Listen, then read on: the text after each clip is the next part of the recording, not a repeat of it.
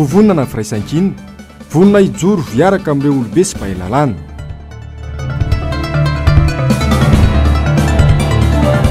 Toeram-pampiofanana Baramedy, mpianatra 700 no mbola tsy voaray fiasam-panjakana.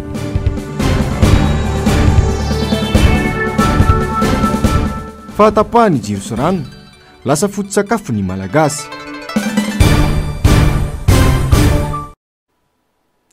Faly miaraba indray tompoko klasy tompoko vavy tonga soato anatin'ny fotoana ny fampalalam-bavao hamanasanao ary hanaraka izany hatramin'ny farany. Toy ny mazara dia ny pejy ny politika no isataratsika ny fampalalam-bavao. Nomena toromarika ireo kandida ny firaisan-kina manirana ny Madagasikara androany. Ny sitraka fiofanana ihany koa izy ireo azahoana misoroka ny alabato sy ahafahana miatrika ny fifidianana araky ny tokony ho izy. Nanatrika izany ny Front National ny SVM Rio Rakotovao Parena Augusta filohan'ny Tsaratafina, ny solotena ny Prositeny ary ny avy amin'ny APM ary ny filoha-piara-mitantana ny firaisan-kina Marika Ravalomanana tsy manan-jotsy olany avokoa ireo kandida ny firaisan-kina. Hony filomarika Ravalomanana asina Andriamalala sy Mano Randria Malala. Iraina anesitra izao fahalovana manjaka eto Madagasikara zao isika ho ny filoha-piara-mitantana ny vovonana firaisan-kina Marika Ravalomanana.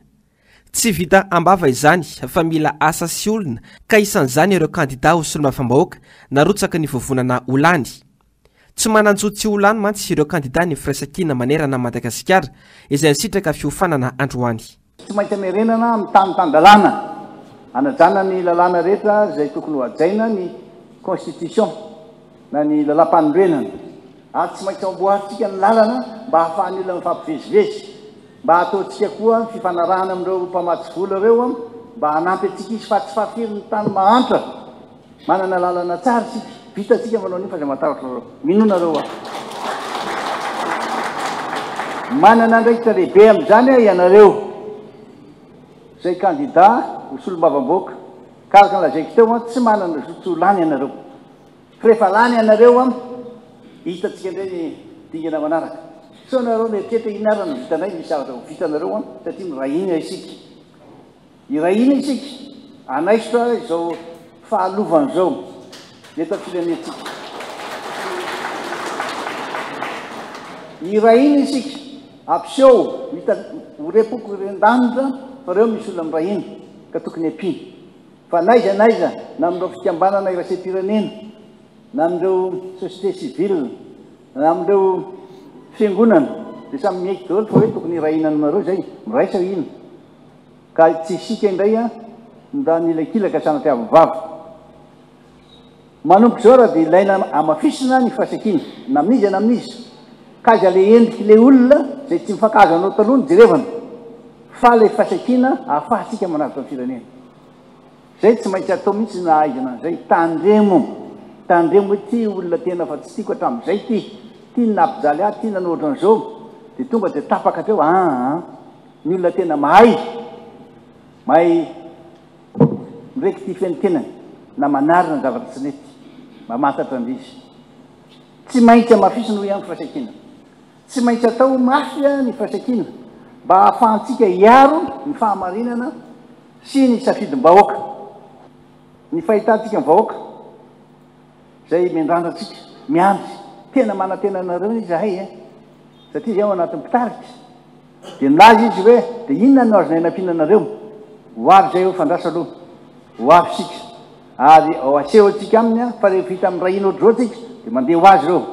Mila miomana amin'ny zavadrehetra isika indrindra fa ireo kandida hoetra ny filomarika Ravalomanana malona ny Ramatahora sy Atsonjay atao ny fanjakana amin'ny kandida ny firaisan-kina. Mila fiomanana sy fandaminana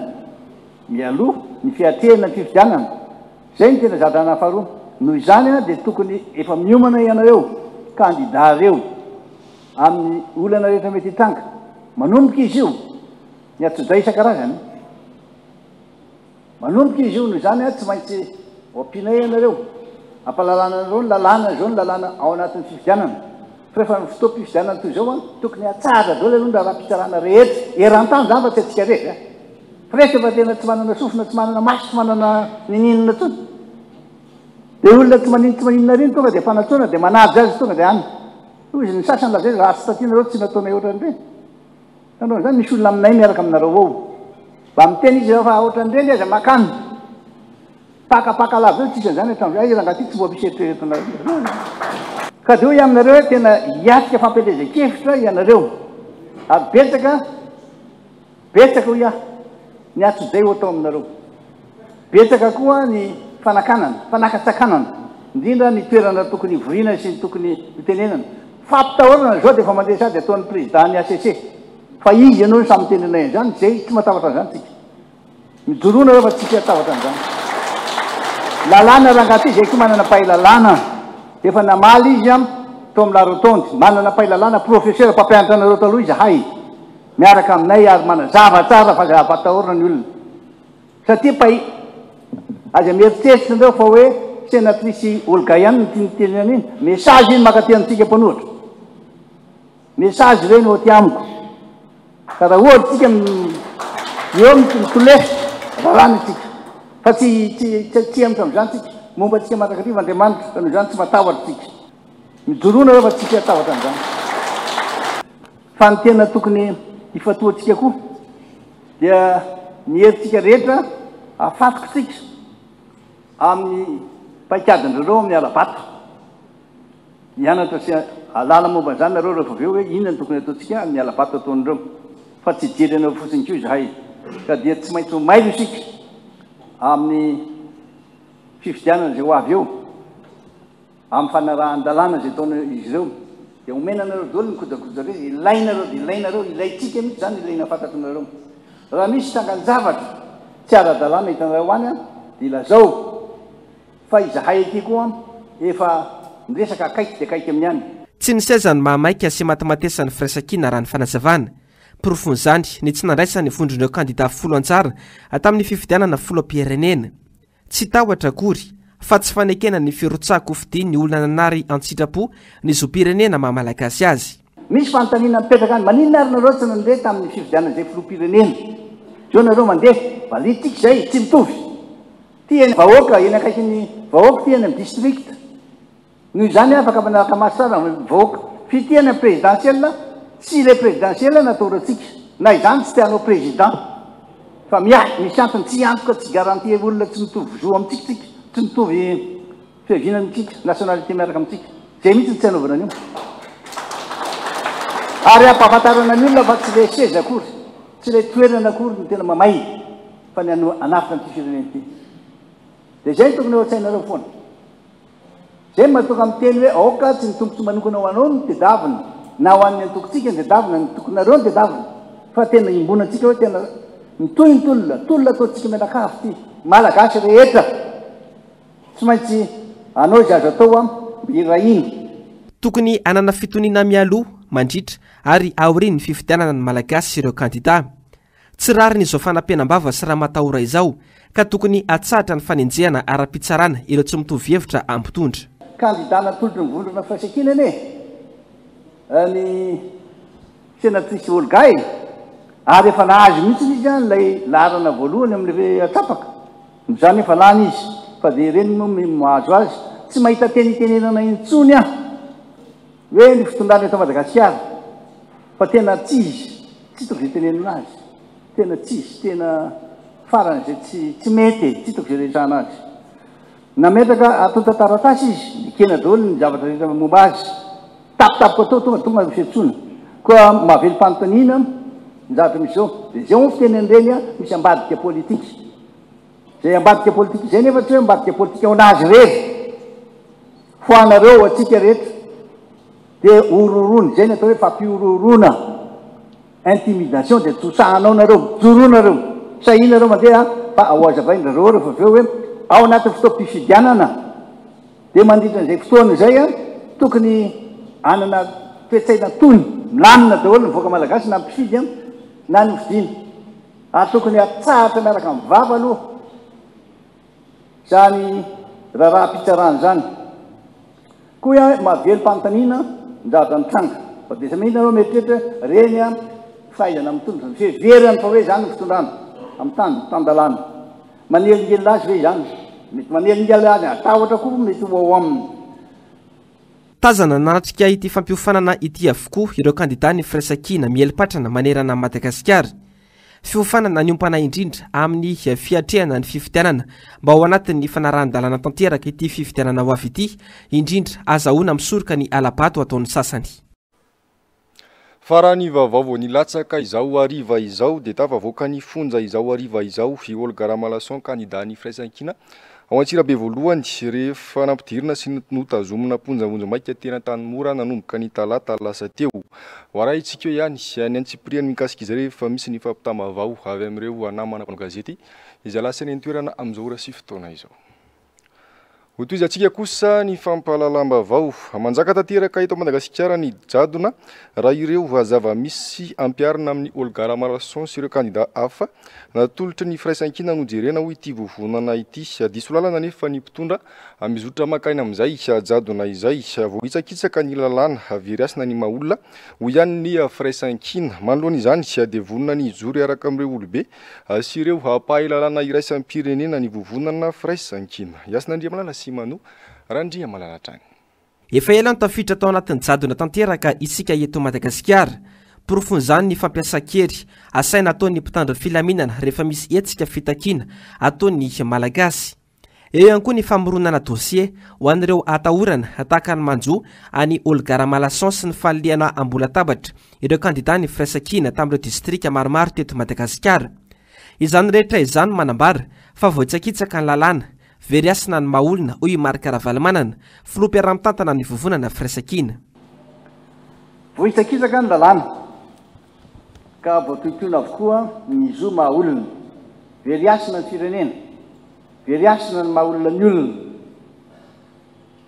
mena avokoa ny tondrozotra rehetra izay hitatsika ao amin'ny fitsarana ao amin'ny fitsaboana fandriam-pahalemana fanabeazana. Maro zanatsika no no voatery mandao sekoly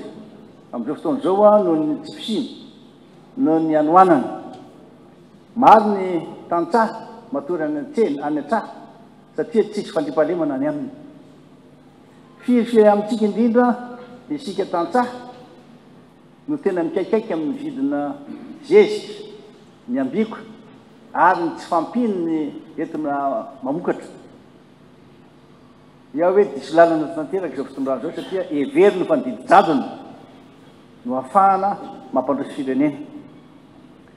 Tiantsika ve ny itizan'izany zavatra rehetra zany? Tsy tiantsika zany. Zay ihany namaly azy tsisy tian'izany. Tsy sahaza tsy mendrika malagasy zany. Manana zo isitraka fiainana toy ny olon-drehetra eran-tany isika, indrindra ireo tanora zanatsika ireo. Koa sahitsika manova satria mianta manaina mikaikaiky amin'ny vahoaka mianta amin'ireo taranaka faramandimby araka ny voalaza teo zavatra manjo. Ny lalana rehetra potika taloha avokoa izay ry avy any Toamasina makaty na aty makany Toamasina avy any Mahajanga makany Antsirabe potika tanteraka ny lalana potika ary efa ny lalana ny simba dia tsisy tanakalozana mihitsy fa mezivezena. Ka tsy maintsy amboaritsika ireny amin'ny manaraka fa dia manantena nareo zay tsy maintsy amboaritsika ny lalana. Maloana izany dia vonina hijoro hiaraka amin'ireo olobe mpailalàna sy mpailalàna iraisam-pirenena ny vovonana firaisan-kina mba hamerenana indray amin'ny Madagasikara ho tena tany-tandalàna satria tena diso lalana ny mpitondra amin'izao vozorany makany amin'ny jadona izao. Ao amin'ny fitsarana ao amin'ny fitsaboana fandriam-pahalemana fanabeazana iarahana malalana ary raha tsika mahita koa fa mba miezaka ihany reo manam-pahaizana momba ny fitsarana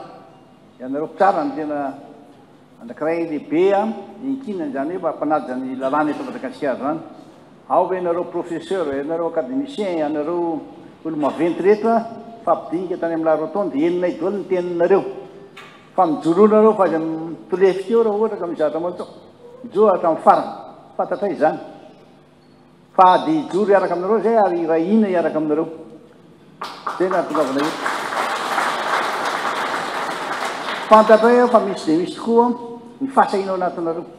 fa toizy lo izy anatevina anareo zahay.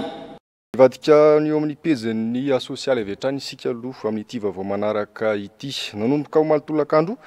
teo amin'ny 4 ora sasany teo dia saika niara-ny fahatapahan-jiro lavareny avokoa ireo faritra rehetra teto andrenivohitra sy ny manodidina niverina ihany ny jiro ho an'ireo faritra sasany horadimy taorian'ny ahafatapahana. Nisy kosa ireo tokantrano mbola niainana tanaty aizina sy ny tsy fisina herinaratra hatramin'ny maraina teo. Fanadidina. Tsy misy izay tsy mikakaiky ny rehetra manoloana ny fahatapahan-jiro lavarendy misy eto andrenivohitra sy ny manodidina.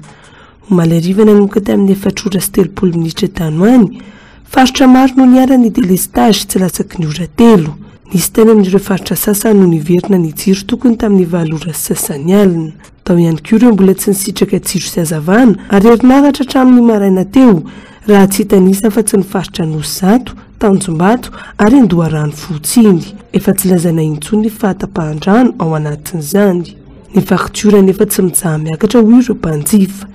Efa zary lasa sakafo isan'andro ny tokantrano malagasy ny fahatapahan-jiro sy ny fahatapahan-drano raha ny zava-misy no jerena. Jiro aloha isan'andro sy maintsy misy tapaka adiny 2 adiny 3 ohatr'izany. Indray miakatra be na indray midina. Misy raha ndray andro, misy raha 24 heures misy tamin'ny fahavaratra. Anareo varavara mba tamin'ny 10 maly tamin'ny 5 verina. Dia ny rano zao mandefa rehefa maitany dia na hoay crime be ny rano. Fotoana izy madio, misy fotoana izy rehefa ritra ny rano ohatry mavomavo ohatry maloto tsy dia azo sotroina raha tsy ampangotrano. Ty raha miakatra foana nga ijanonjany. Miakatra foana na tapaka na misy délestage na koa dia miakatra foana. Mitarainana ny jirama vary boribory no omendry zareo. Manao reklamana facture ianao dia niazy ihany no marina. Ny olona afaka manoatra izany e. Efa tsy voaloha dia tapahany jironao na ny ranonao niazy izany foana. Fahatyana hoe Andorano fotsiny any na fanatra aty Tamimena Ambatomanga dia mijaly daholo amin'ilay resaka jiro. Ny rano moa dia tsy andano. Ny facture aloha dia midangana ny jiro. Fanene moa ny rano makeny amin'ny pompe izay. Efa ela mihitsy zany amin'ilay resaka rano efa fatapatatra ilay izy dia ina moa amin'ilay hoe efa lotaona iny zany dia efa vonona foana amin'ilay resaka simbe tsy maintsy tompola. Io aloha zany dia arakaraka ny izay mitondra hoe Farily zany dia tokony zareo akaiky satria mitsara ilay vahoaka. Dia fenorivo hoe zao mipetraka fa ny jiro eny efa 4 jours zay vao teo maraina teo zao 2 heures ny délestage alina adiny iray dia miverina in-3 sa in-2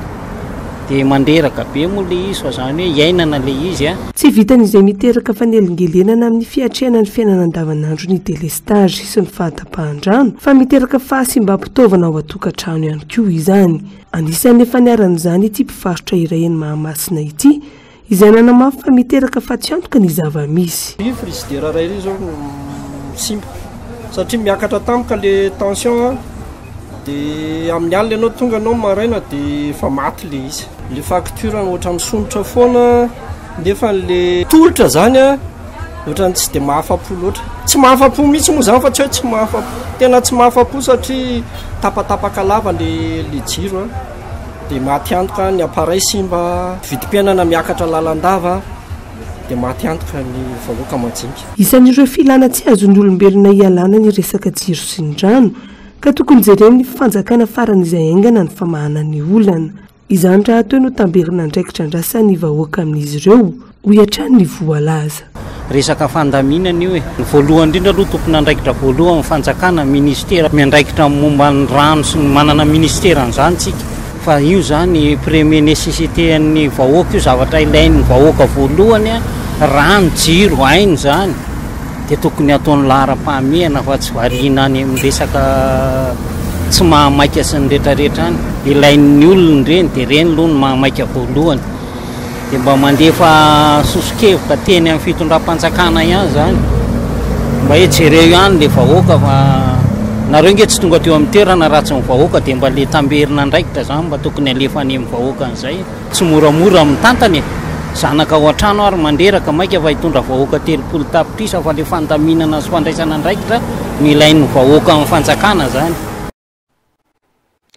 Fa jifaina 300 ariary ny ansasa-litatra amin'ny rano fisotro madio eny Analakely ary 500 ariary ny iray litatra raha ny fampafantarana nataon'ny tompon'andraikitra eo anivon'ny fiadidinana ny tanàna n'Antananarivo androany nandritra ny fanokanana ity fototra fitrasa iray ity. Afaka misafidy ny hafanan'ny rano hosotroana ny rehetra izay miatomboka amin'ny latsaky ny 10 degré ny hafanana. Ny hafahan'ny rehetra misitraka rano fisotro madio eto andrenivohitra no tanjona amin'izao fototra fitrasa izao raha ny fanama mafisana atranga izay niteraka resabe eny anivon'ny fiarahamonina sy ny tambazotra sosialy azo fototry ny rehetra ny misitraka raha fisotro madio raha ity tranga ity natao an'ny mpanambola izany fa tsy ho an'ny sokajin'olona rehetra ireo izay manana 700 ariary farafahakeliny ihany izany no afaka misotro rano eny amin'ity faritra manodidina ity ireo izay tsy manana fahefana kosa miaritra ny tsy misy akoatr'io anefa ny olany rano izay tsy misy vahaolana hatramin'izao fa mampijaly sy mampitondra faisana ny vahoaka malagasy. Manodidina izay vaovao izay hatrany 300 ny aritana dia azo avy amin'ny tsy fanjari-tsakafo eto Madagasikara. Misongadina kokoa izany ho an'ny afoatany sy ny tapany atsimo nosy raha nitatitra navoaka ny vondrona iraisam-pirenena momba ny fahasalamana. No Sira Arvola sy ny Artanjona. Raika amin'ny 200 ny tapa-fatesana aty amin'ny faritra afoatany atoan'ny tasy sy vakina karatra dia vokatry ny tsy fanjari-tsakafo avokoa. Akoatra izany, tsy mitovy ny an'lasin'ny vavy satria 7 faingo 900 amin'ny ankizilahy no voakasiky ny tsy fanjari-tsakafo, raha 30 faingo 100 ny ankizivavy. Aty amin'ny tany andalam-pandrosoana toan'i Madagasikara,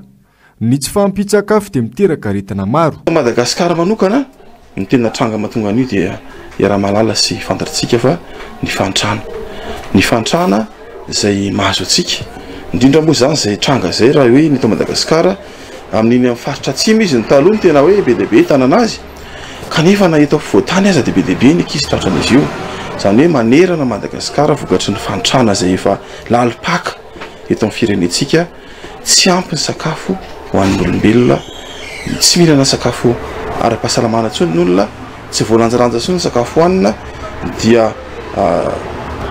tarika an'izay retina amin'ny olombelona indrindra fa ny zaza ho. Tsy mahafantatra ny antsona hoe tsy fanjari-tsakafo sy ny vokany ary ny mety ho antony mahatonga izany ny ankamaroan'ny malagasy. Mbola tsy ahitana vahaolana matotra ny tsy fanjari-tsakafo eto amintsika, indrindra ho an'ny faritra atsimo nosy. Tsy misy fijerena ihany koa ny aretina azo avy amin'izay tsy fanjari-tsakafo izay. Tsy ho resahana ny fiakarany vidim-piainana sy ny tsy fanana ny vahoaka fa efa mividy intsony. Za zao izy nareo raha ohatra fotsiny amin'reto entana kely reto, fa misy manontany hoe sarety meko anazy tsisy. Dia hitanao amin'izay ary tena latsaka lalina mihitsy fantrana ary tena mampalahelo mihitsy tsika. Ny sakafo tsy ampy mihitsy sakafo misy fa ny ento manana amin'izany ny tena manahirana be. Ie, fanjari-tsakafo ohatrohatry ny hoe karazana lasa mivadika aretina izany rehefa miantra amin'ny olona anankiray. Raha tsy ampy sakafo ny olona dia mety lasa marefo, mararirary lava, mihetsika daholo ny aretiretina izay mitaizataiza rehetra dia mihery moa izany mihena tanteraka ao anatin'izay. Satria tsy manam-bola intsony ny olona dia efa lasa hoe fehezonanaina izany sisa le sakafo hohanina. Fa ny natao hoe fanjari-tsakafo mantsy raha amiko manokana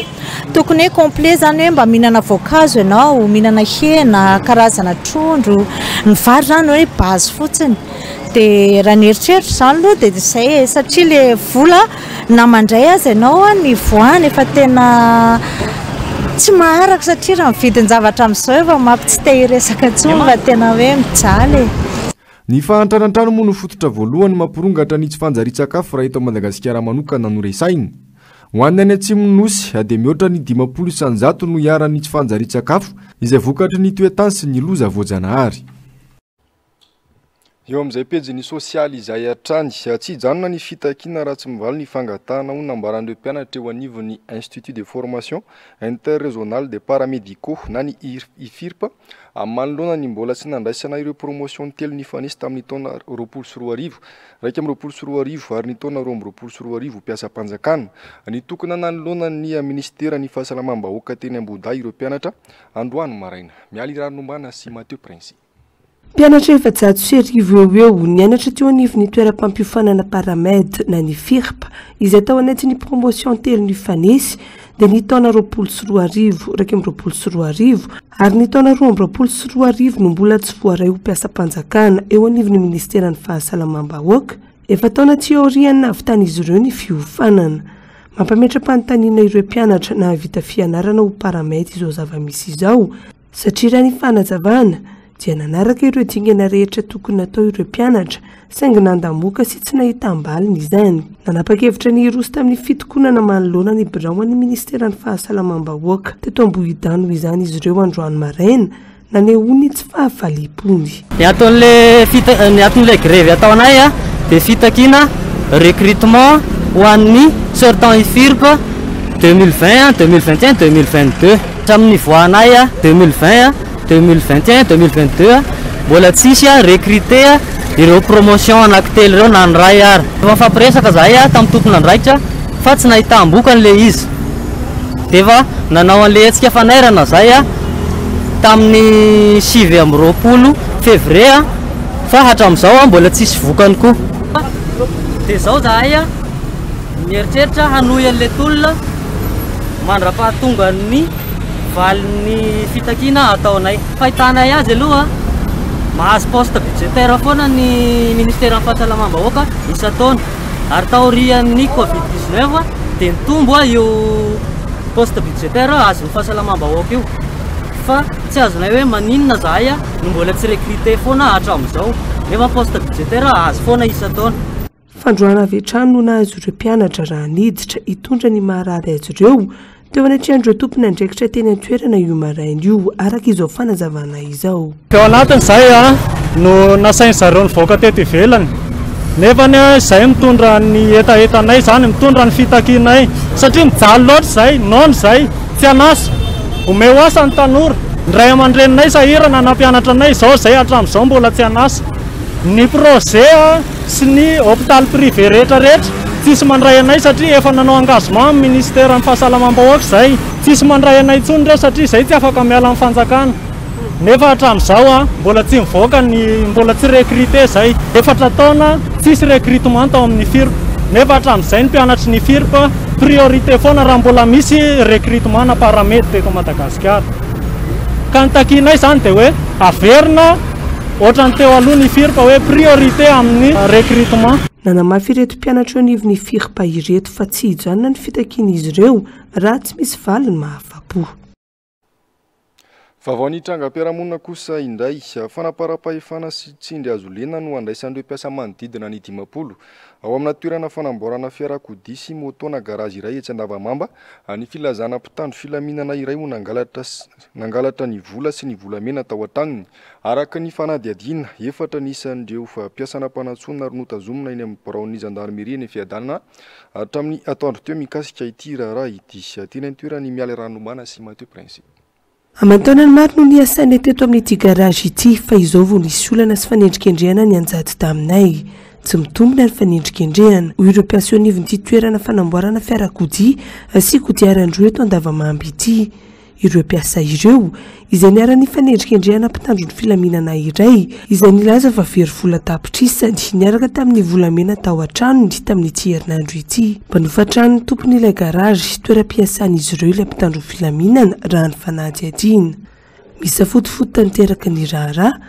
ary fanina ireo notoriany ity manam-pahefana ity satria miovaova ny filazan'ity farany mikasika ny zava-misy. Ny atoandro teo nandritra ny fotoana nanaovan'ny mpanao gazety fanady adiana mikasika ity raharaha ity nitaraina ny tompo-trano sy ireo mpiasa fa mbola nisy mpiasa 4 hafa nasaina niakatra teny amin'ny bureau gendarmerie ny fiadanana kanefa tsy nisy akory ny taratasy fiantsonana ny convocation. Tena zava-misy dia ireo mpanofatrano ireo manendrikendrika anay hoe nangalatra mpiasa ny garazy tato ahoana moa zany ny anton'isy izany efa nefa 10 taona nisy mpanofatrano tao tsisy zavatra very maraina izy nindrana vola 50 000 fa hoe tsisy sakafo ataondro izy milaza fa vakitrano very 15 millions zany ve dia zava-marina anakefatra zao efa any hiatsonana le forcena makany ray ony efatra tsisy convocation zany ve dia mba mety zany maninona raha alefanao convocation raha tena mahay lalana marina ianao fa izy aloha dia hoe mpitandro filaminana fa tsy hainay hoe inona ny tena asany fa raha tena misy hoe nangalatra ireo olona reo tokony alefanao convocation dia makano zareo fa tsy hoe in'le olona ndray ny telefony ianao makany zavatra tsy mitombona mihitsy zany tompo firy taona tao nisy olona mipetraka na mpanao vato na mpanao inona tsy nisy zavatra very zany tao tsisy vakitrano zao ianao milaza fa very 15 millions laza fa arivany mivadika indray hoe alarobia ianao no laza vakitrano vadika indray hoe alatsinainy alina 15 millions vola very alasa 20 millions 2 grammes vola mena very alazaina fa 200 grammes maninona raha zay tena marina lazainy fa ngainao raha hoe ao amin'natin'ny lalàna dia manendrikendrika olona mipretinao zany ny olona satria anao anatin'ny lalàna tsy mety kosa angamy zany fa mangataka anareo mpitondra fanjakana zay mba avoainy marina fa tsy hoe miterena ohatran'ny voalobojaja fotsiny ty zavatra ty. Misy olona manendrikendrika anay hoe mpitandro filaminana hono aloha izy io dia manendrikendrika anay eto amin'ity garage ity hoe nangalatra dia izahay rehetrarehetra tamin'ity garage ity victime daholy nefa izahay tsy nanao tsy zava-pantatray mahakasika ny zavatra ao an-tranony dia gaga ihany izahay hoe izahay ampanatsonana amin'ny gendarmerie misy namanay moa zany efa nampanatsony zareo any amin'izao ora sy fotoana fampiresantsika zao a totra nefa mandeha zany le akety dia tokony mba manara-dalàna le hoe mpitandro filaminana manenjika anay ato amin'le garage hiasa no alehanay aty fa tsy hangalatra hitady volana ataona eto fa tsy hoe hiakatra tramin'olona sanatriany zany mpanofa trano le olona dia hatramin'izay nisy mpanofa trano foana atao tsy mbola nisy zavatra very teto efa naky izy alika ohatrany tsisy nanorokoroka anay le izy anay mpiasa le alika fa ohatrany alamaina le alika tsy fantatray zany ny tena marina amin'le izy efatra zany izy aloha zao amin'izao fa ny efatra mbola hoe ampanatsona indray zao tsika ami'resaka zao ampanatsona nefa tsisy convocation miantso zany le namana ihany hoe alefaso aty le anakefatra fa raha vao tsy makaty a dia ny gendarme makazy ihany fanaparam-pahefana sy tsindry azo lena no andraisany ireto mpiasa ireto ny zava-misy sy ny fihetsika ilay mpitandro ny filaminana araka izao fanazavana izao hatrany nefa elany ny sako teto ngambany efa nisy telopolo taona zay misy praitapoato efa betsaka ihany nanofa-tsany tato an'ity trano ity fa reo bandy rehetrarehetra reo ny garage reo ary a manampy izay mpanofa trano ato aiza marina le olo ato manendrikendrika bandy tompolalàna ohatrany hoe ao anazy le fahefany e da ataon'izay momba le izy nefa ny tsisy pirofo ankoatra ny fahafambaraka hiatraika avy hatrany any amin'ny asa sy ny fidiram-bolan'izy ireo izao fanosotra-potaka izao ho hiatrany ireo mpiasa tena misy fetraikany amin'ny asa anay le izy satria lasa le garage nay zany lasa maloto ao anatin'le izy le client-nay zany lasa mieritreritra hoe ato anatin'ity zany a mety hoe toerana mpifangalarana fa tsy fiasana dia lasa mampalahelo anay zay toetra raha zay raha zao eo andeha andoko dia hoe ray garage rofony dia tsy mahazo mandoko indray zany zay fa mianjay le fiatsoana client zao efa mianjo hoe efa vita le tomobile sy ny tany dia nio an'izay mianjay le fiatsoana any raha nanontany ny mpanao gazety mikasika ity raharaha ity ny tompona andraikitra ray eo anivon'ny zandarmaria-pirenena dia nanambara ity farany fanametraka fitarainana mikasika ny fahavakisany tranony io mpitandro ny filaminana io anaovana fanadihadiana mikasika ny zava-misy no nambarany fa niantsona ireo mpiasa eo anivon'ity garage eo andavamamba ity raha ny fanazavana hatrany dia mandeha ny fanadihadiana fanamarinana raha tena nisy na tsy nivakitrano niteraka savorovory teo andavamamba io andrasana araka izany ny toy ny raharaha izay ny pejiny sosialy fa iverenantsika ny pejiny politika miantso ny ampitsarana ny ramatahora sy ny antsojay atao amin'ny vovonana firaisankina ny filoha mpiara-mitantana ny firaisankina Marc Ravalomanana nandritra ny fandraisam-pitenenany teo anatrehan'ireo kandida ny firaisankina manerana ny Madagasikara fantatra fa isanko ny fiona ny vovonana firaisankina amin'ireo firenendehibe amin'ny fiandohan'ny volana meo avy izao io Yasinandria Malala sy Manorandria Malala eo na amin'ny masovony amerikana sy ny masovony firenena hafa ny vovonana firaisankina amin'ny fiandohan'ny volana me malona ny fanitsakitsan-dalàna sy ny herisetra ataony mpitondra fanjakana ampanohitra isin'ny fitinina dia manao antso avy izahay atsaro reny fanenjena ny kandida miantso anareo zay le mbola tonga saina sy mijoro hoe tena mba hitandro ny fahamarinana sy anajany lalàna atsaro re mbola misy olona azo fidina ihany eo aminareo ao hoe mba manaovinareo zay antso zay mba tsara aloha ny fanenjena miantso société civile izay hiara-iasa amin'ny fanajana ny démocratie eto Madagasikara miantso ny fianakaviam-be raisam-pirenena koa izahay hijery akaiky toedra raha vao niantso zay tamin'ny zavatra mitrangy iny andray anay amin'ny faharoa volana iresaka aminazy zay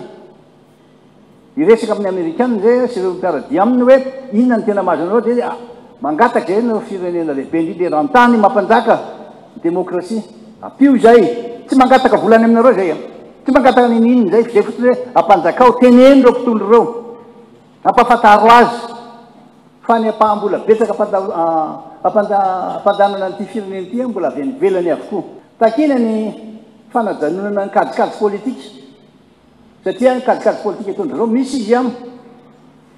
misy de sy miaraka aminy eo de atao misy ibanana misy amin'ireo kandida namantsika ireo tena fa vonona niaraka tamintsika fa tsy maintsy nialan-daharana izy no ny teritery nahazo azy miaraka zay nahazo azy araka voalazany teo ankoatra izay dia miantso ny voamera maleo tena misana ny fifidianana ihany koa ity vovonana ity mba andray andraikitra fa tsy taza-potsiny iza zava-misy miatra amin'ny firaisan-kina sy ny kandidany izao. Dia mitaky fandraisan'ny seni anjary izahay ianareo seninge commission électorale ny national ny élection mody be marenina fotsiny nareo nareo milaza isy fifidianana mba mitenenina reo mitaraina reo miantso ny firenena afrikanina ndresaka taminy efa tamin'ny janvier zay président ny tonga teto fa tsy mety mahazo an'ilay lettre de créance misy dikany zany misy dikany zany efa ela be ny tonga teto ny solotena zareo union africaine dia nilaza izy hoe zay nangataka fionana tany hoe mbola tsy afaka mety sisy mbola tsy vita ny lettre de créance vo malino mazy zay mitsanga noho izany a mila mandray anjara mivatana amindreny isika mila miantso ny firenena mpiaradia amintsika isika aza mevitra isika fa maro andeha ho azy am'izao tsy moro ka dia zay ndresako aminareo hoe tsy maintsy miray iny isika tsy isika samytsika reto aloha namafisitsika androany fa mbola anamafy amin'ny setra hafa koa isika koa entany rehetra manomboka zao entany ny ankonana ny fifa ny olodirindrina ho samy vonina andray anjara amin'ity fividianana ty fa afaka manova zahatra lehibe de lehibe ty fividianana zay solom-bavamoko ty afaka aneo ny safidinareo nareo mba ahafahanareo malala hoe hay veky zany mieriny sy zavatra misy azy koa saia ara mijoro ary raisiny ndraikitra fa miandry anao ny district misy anao tsiraray aby za matavatra nareo mino fotsiny ihany momba tsika mandrakariva andriamanitra. Manana olona afaka anarina n'ity firenena ity ny vovonana firaisan-kina hoy Rivo Rakotovao, filoha nasionaly ny ASVM, manao mafisy ny Albon Rakoto Arsoufo, filohan'ny antoko APM ihany koa, fa tsy manana zotsy olany ireo kandida ny firaisan-kina raha nitsodrano ireo kandida ny firaisan-kina. Yasin'Andriamalala sy Manofo Andriamalala. Tsy voaozina kory Madagasikara fa manan'olona manam-panasy sy manam-pahaizana raha manana ireo kandida ny firaisan-kina ireo. Tsy tokony iororosaina ny malagasy malona ny fanakiviana ataon'ny sasany amin'izao fotoana izao. Sofranareo tonga amin'ny teny président Ravalomanana io fa tsy mora akory ny adihevitra. Ekeny zany adihevitra zany. Rehefa tsy hay adihevitra ianao dia tsy miaraka amin'olona. Zay ihany misy. Zany tena zany tompoko atsika indrindra fa ianareo député, candidat député zay hitahaky ny olona. Andresy lahatra ny olona. Tsy anjono anaty koveta akory tsika. Ka zay resy lahatra amintsika ihany no jerentsika fa indrindra ireo olona mbola misalasala very fanantenana hoe mbola manao politika ndray ve sao dia mitovy ihany reo jery vo tsy tovisantsika amin'ireo olona mahalavatra fahefanireo zany akory tsy milaza hoe le tenao mitanosa be tsika tsy maintsy vatana mifanaon'ny olona ihany tsika kanefa tsy maintsy mihoatra n'izay tsika ampisehotsika fa ny firaisan-kina dia tovotso ambony firenena iraisantsika.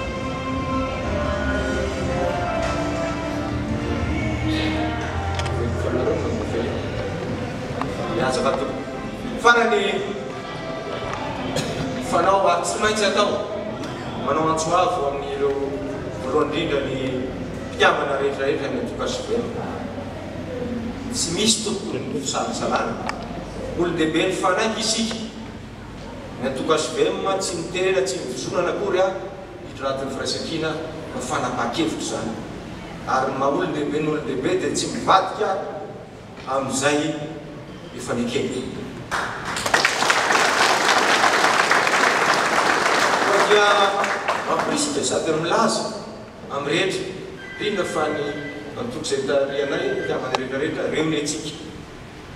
Reo ny atsika zalahy aza misalasala fa fanampy isika mampikavatsika mitanjona izay napetrakintsika ary ny mandeha rery dia mizakazaka any hoany mijerery any ianao fa raha miaraka ianao tonga lavitra sady maharitra ny fiarahana. Koa dia mampisika an'izany koa anareo indrindra anareo député ataovy anatin'ny firaisan-kina ataovy zay hitahitanareo ny rehetrarehetra farafaratsy anatin'ny firaisan-kina efa misy ihany koa resahany eo ny fomba politika ahafahantsika miaraka amin'ireo namantsika izay latsaka amin'ny anarany tena manokana na fikambanana mbola ho fampiresahanareo zany rehefa aveo fa manana zany a stratégie zany tsy be satria isika dia temba hanana Madagasikara tsaratsara kokoa. Madagasikara manajatandalana, Madagasikara mamitsinjo ny hoaviny fa tsy Madagasikara ny androany a sy ny fetifety zay mahafinaritra nefa voamandomany avoaka ny olona taremarika rehetrarehetra fa mampalahelo isika nefa tokony andraikitra tsy taraina fotsiny akory isitsika na kritike fotsiny na zavatra tsy mety fa ampiseho amin'ny olona hoe raha zay a dia zao ny politika anay ho anty firenena ity ka engane mba ho zany no taratry ny olona anatin'ny ty ray volana irahantsika isalahy mety miaraka amin'ny vahoaka zao a mba ahafahan'ny olona manantena indray olana fanantenana fa tsy voaozina akory ny firenentsika fa manana olo kely manana olo marina manana olona mahay tahaka zao a namafisiny Albon Kotoarsoa fa tsy mananjo tsy olany ireo kandida ny firaisakinareo rantsodrano ireo kandida ireo. Teny fioravanana teo dia tsy manana ny zo tsy olany anareo tombotsoan'ny firenena tombotsoan'ny Madagasikara satria fantatsika tsara fa nisy ny fifidianana izay niezahana natao ambetra tamin'ireny afarantaona ireny dia hitatsika moa ireny nivokatra ary miafatra zany avy aminay politika madio dia hoe mbola tsy vita ny tolona mbola mitohitolony ary azo lazaina hoe dingana faharoa taorinan'ireny ity fifidianana solombavibaoko ao avy ity ka dia mitsodrano zay ngamba ny teny avy aty amiko rehefa tofolo zay ny avy aty amiko folo anaty politika mitsoreto ary mieto misy minakavy izay ny teny avy aty aminay hoe mirary soa ary mitsodrano araky ny teny président Ravalomanana teo nisy ny karazana sivana misy atao fifandaminana nisy ny fifandeferana tato anatin'izao fifantenana anareo kandida izao ka dia mirary soa anareo mitsodrano anareo maleova malasana ikapaina tompy andindetany vany andanja hitany marina ary tsara hitany meloka lany anareo amin'ny fifidianana député. Fa tsy hipetra-potsiny amin'ny mety ho tetika rehetra entin'ny kandidam-panjakana Angalabato ny firaisan-kina raha nambara ny Parrain Auguste mpitondra teny vovonana androany. Izany no antony fampiofanana nomena azy ireo tamin'ity androany ity. Nilaza ihany koa i Parrain Auguste fa misy minisitra roa teo aloha sy olo-panjakana mampiasa fitaovam-panjakana amin'izao vanim-potoana ny fampielezan-kevitra amin'ny lohan'ny fotoana izao. Yasin'Andriamalala sy Manora Andriamalala. Misy kandida-panjakana izay minisitra teo aloha no mbola hita fa mampiasa fitaovana sy olo-panjakana mandritra ny vanim-potoana ny fampielezan-kevitra mialohan'ny fotoana hoy Parrain Auguste. Mahagaga fa mangina tompon'andraikitra Isatsokajiny malona izany rehetra izany. Ary izay tena rarotiko zay fanontanianao zay hoe iansoko ny président HCC satria ny tena izy tamin'ny farany igny fa hoe zay sy manara-dalàna ho izy dia andeha izany asazy. Misy zao ministre anankiroa le vehivavy regny dia mandeha mitourné izy dia mbola hoentiny directeur centraux rehetrarehetra ny directeur régionaux hoentiny daholo ny champanjara rehetrarehetra io avorony nefa fa sy ministre sony izy mampiasa fitaovam-panjakana izy mampiasa le zavatra rehetrarehetra ka aiza ny disqualification monsieur le président ny HCC aiza ary za koa dia eto magnararaotry momba ny resaka hoe amin'le resaka sika zaho katolika dia mafaka miteny resaka katolika misy io zavatra ataony ery amin'ny anna io ery nalamaisy ery io nefa za mahita ary izy farasiori aminay sekoly katolika apetrany le olo le candidat ny mpanjakana ary ny sariny mba manana solidarité any asika ary aiza nareo ray aman-dreny mpitatana amin'ny katolika ohatrany miasa reriny masera ery nalamaisy ery sisy mitena anareo amin'le zavatra atao fanimbagnany le école sikany école katolika ery analamaisy ka izay izy anisan'le hoe zavatra tokony anigny zay ansogny ny président CENI sy ny président HCC satria nareo nampagnatena fa hoe osazigny disqualifié fa dia misy ministre anankiroa dia mampiasa ny fitaovam-panjakana mianso mamoro ny chef de service mitondra directeur centraux avy aty Antananarivo aty dia ohatra ny mbola ministre ihany izy nefa fa ny démissionna. Tsy lefitra ary mampitandrina ireo rehetra mitetika ny Angalabato moa ny vovonana firaisan-kina raha nambara ny Parrain Auguste hatrany. Eny misy zao ny zavatra fiarovana vato ka izay ny le formation siketo zao hoe ary misy hoasona daholo ny rehetrarehetra ny andromasy FFKM ny observateur ny avy amin'ny firaisan-kina iambagna an'io ary hita daholo zany ny fombafomba fangalarana zareo vato izay zany le formation atao sikaneto zao. Ny vovonana firaisan-kina moa dia vondrona ny antoko politika misy 5 dia ny antoko tim prositeny HVM tsara tafina ary ny antoko politika madio. vonina ny ambina ny vato isaka ny birao fandatsaham-bato ny olon'ireo antoky ireo mandritra ny vanim-potoana ny fifitianana. Fa vonina ifanohana amin'ny kandida ny firaisan-kina ao Avaradrano fa ny komite manohana ny marika Ravalomanana ao Avaradrano na ny KMMR eo ihany koa ireo fikambanana maro atony ny pro Ravalomanana. Yasina Andriamalala sy Manoho Randriamalala. Manao tovakana ny fanambarana fanohanana ny kandida ny firaisan-kina izay manam-pirofo fa mihamaro ireo fikambanana ao an-damosina ny fivonana firaisan-kina. Anisan'izany ireto nanao fanambarana teto akady kely lafo ireto. Fanambarana izay KMMR official district Avaradrano sy ny pro Ravalomanana ary ireo association maro izay voasolo-tena eto ary ireo vondron'olona eto Avaradrano dia manohana tsy misy fipetra ny kandida natolotry ny vondron'ny firaisan-kina ho kandida fifidianana ho solom-bava-bahoaka izay tanterahana amin'ny 20 Mai ho avy izao eto amin'ny firenena dia tsy izy zany fa Andriamatoa Andriamosa Benjamina Yavitrinena sy Andriamatoa Randriatsojimy natao izao fanambarana izao mba ho rentanitra ho fanavitana ny firenena iaraha-manana ombantsika ane Andriamanitra misaotra tompoko. Kiondalana goavana eto Madagasikara ity fifidianana solombavam-bahoaka ho avy ity ka ilaina ny fandraisana rehetra anjara amin'ny fifidianana ho avy. Tsaroana fa ny fifidianana solombavam-bahoaka hatrehantsika dia io no miantoka izay eritreritra sy faniriana ary tokony ho tanteraka amin'ny fanovana teto amin'ny firenena. Dia manentana zany ny firenena rehetra aloha andraiandraikitra ho amin'ny fifidianana. Dia manotana manokana izay manaradia sy manohana ny vondron'ny firaisan-kina mba ho mailo ary andraiandraikitra mba hahatonga ny fifidianana ho marina ary fifaninanana ny prala ka izay mandresy tokoa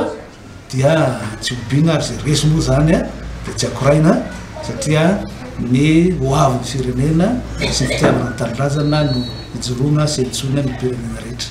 Ny fikambanana KMMR ofisialy ao Avaradrano, ny fikambanana pro Ravalomanana ary fikambanana maro ireto ny vondrona nanao fanambarana ireto. Tsy aivina fa mbola afaka misoratra anarana ao anatin'ny fifidianana ny olon-drehetra ary afaka manatona ny fokotany ko azahoana mifidy amin'ny 20 Mai mba ialana amin'izao fantrana lalina misy eto Madagasikara izao. Fa nanome fanampiana ireo olona Ravatrano tetsy ampefolokinampisa ny kandida no sady mbola solomam-bahoaka amperinasa ao amin'ny boriboritany voalohany sy Amaitra Yantra Razafy Manantsoa misy ambadika hafahafa ny fakana ny tany retom-ponina ireto izy raha ny fanazavana ary voatery ny ala tamin'ny trano ny Antirivaiamanta izy ireo ny alatsinainy lasa teo. Yasina Andriamalala sy Manoho Randriamalala. Ankalamanjana tahaka izao sisa ny partahan'ny etan'ireo mponina etsy ampefolokinampisa rehefa naroda ny vatany sy ireo andian'olona niaraka taminy ny tranon'izy ireo ny alatsinainy lasa teo. Tsy nisy ny fampahafantarana mialoha ary raharaha efa tamin'ny taona 3 no nentina nandravana ny trano fonenana andreo mponina efa nipetraka teto nandritra ny 50 taona mahery. Rehefa miresaka ino dia zavatra nataonareo ity le brevet de l'internel zareo zany ohatrany hoe délai de grâce. Dia ina valy tena tambe délai de grâce. Dia teo nandeha indray le brevet délai dia taratasy ohatrany hoe tsy nisinyeko akory ara satria maty zany no atao hoe zoko ray aman-dreny mitantana ao anatin'ny toerana io satria olona roa zany izahay no ray aman-drenynay tao rapiravavy dia napetraky ny ankizy aminazy zany hoe aloha ianao foana no mitondra an'ilay izy hatramin'ny dossier rehetrarehetra izay mandeha amin'ilay resaka tany dia anarana maty nandefasany zareo assignation-nay tamin'ny zoma hariva 13 io 13 teo 13 avril olona efa maty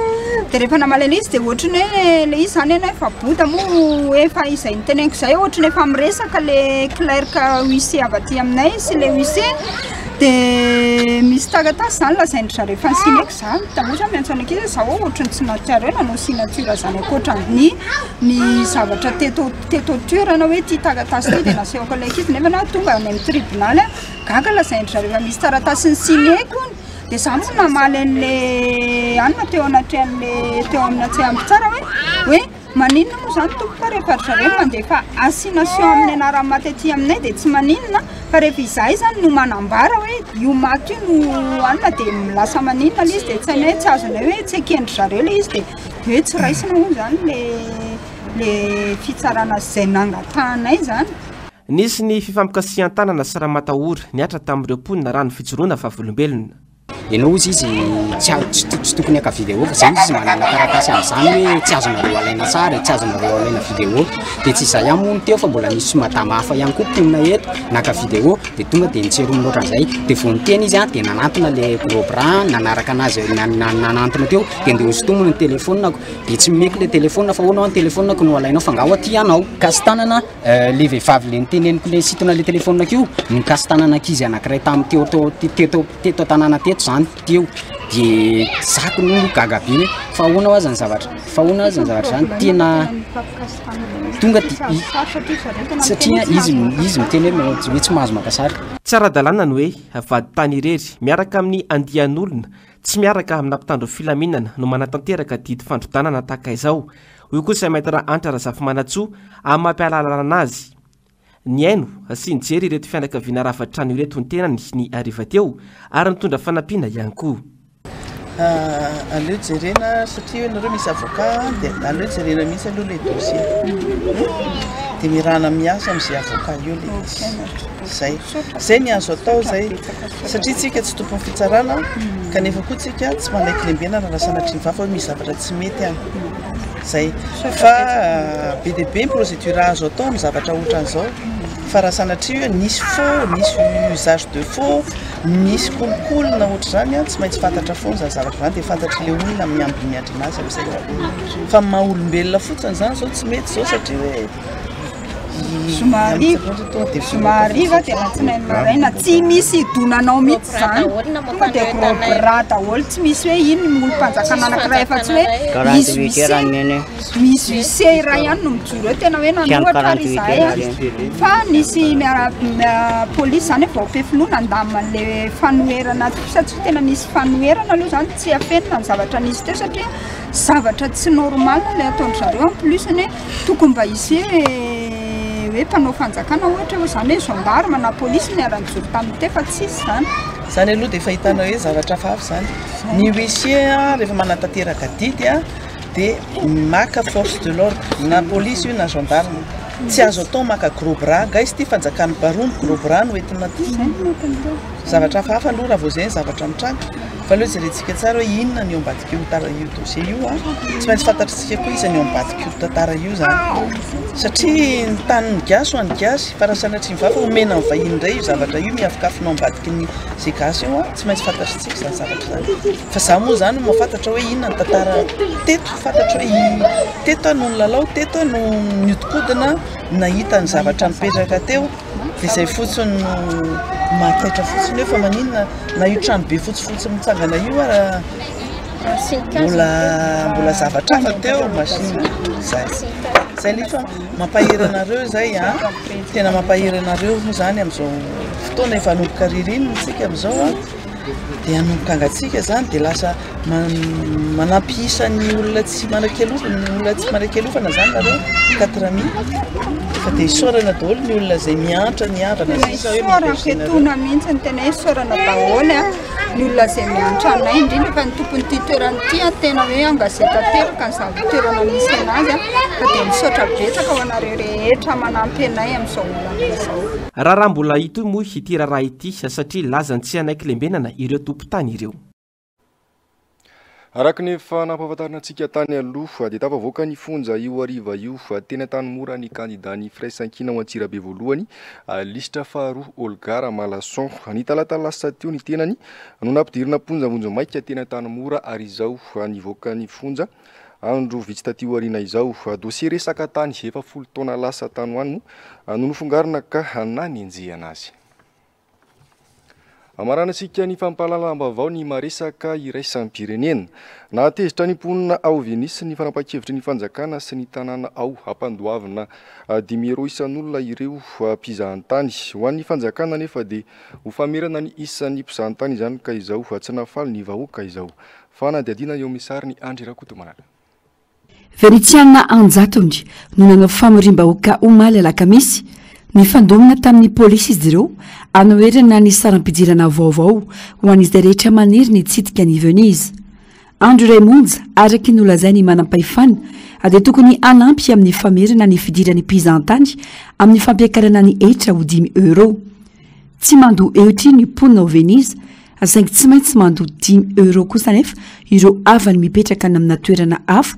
tonga hitsidika azy ireo. Tesitra ny olona raka izany satria lasa andoavaketra hatramin'ny fiaonany fianakaviana. Ambarany izy ireo ihany koa fa manotikodina ny sain'olona ny manam-pahefana amin'ny tena olana misy marina ka vao maika aratsy ny toetra ra ka mamadika ny tanàna italiana ho zaridaina mpanjakana ankehitriny miaraka amin'ny viny ofisialy ho an'ny tapakila fidirana.